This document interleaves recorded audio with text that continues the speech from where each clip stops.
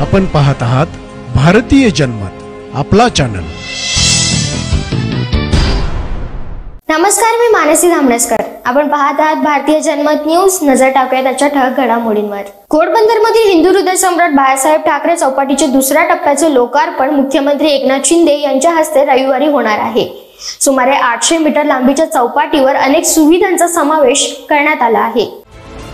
घोडबंदरमधील कायमुख भागातील हिंदू हृदय सम्राट शिवसेना प्रमुख बाळासाहेब ठाकरे चौपाटीच्या दुसऱ्या टप्प्याचे लोकार्पण रविवारी मुख्यमंत्री एकनाथ शिंदे यांच्या हस्ते केले जाणार आहे।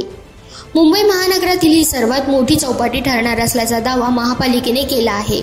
या प्रकल्पाची पाहणी शुक्रवारी आमदार प्रताप सरनाईक आणि महापालिका आयुक्त सौरभ राव यांनी केली। केंद्र आणि राज्य सरकार, ठाणे महापालिका, ठाणे स्मार्ट सिटी लिमिटेड यांच्या संयुक्त विद्यमाने नागला बंदर खाडीलगत चौपाटी विकसित केली जात आहे। स्मार्ट सिटी कामांच्या अंतर्गत येथे सुमारे 800 मीटरची लांबी असलेल्या चौपाटीवर जेट्टी, गणेश विसर्जन घाट, दशक्रिया विधी घाट, खाडीलगत पादचाऱ्यांसाठी पदपथ, रस्त्यालगत पदपथ, मियावाकी उद्यान, आसन व्यवस्था, लघु प्रेक्षागृह, वाहनतळ, प्रसाधनगृहे, विद्युत रोषणाई आणि सीसीटीव्ही सुविधा करण्यात आल्या आहेत।